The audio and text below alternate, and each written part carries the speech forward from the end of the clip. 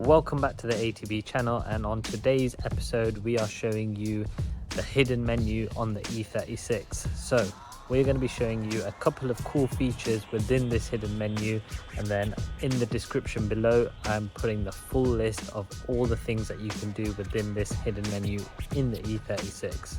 So without further ado, let's get into it.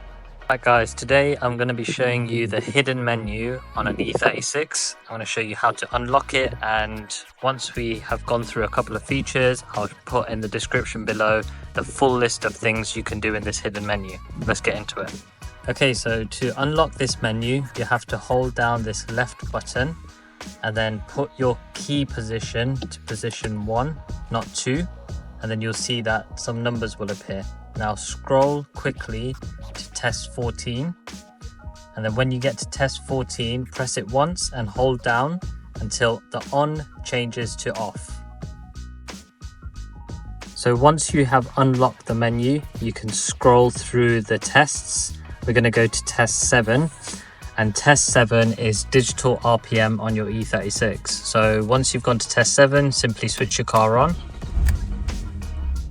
and as you can see, it starts to display digital RPM.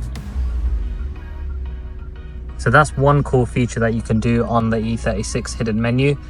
The next thing that you can do is go to test 8, and test 8 is digital speed. So you can basically display digital speed in kilometers per hour. Here's an example. This is digital speed displayed on your dash in your E36. How cool is that?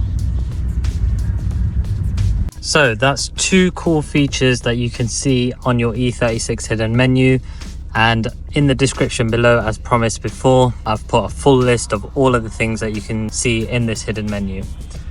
Just want to say thank you for watching this video. We hope you find it useful, and if you did, please smash that subscribe button, and we'll see you on the next one.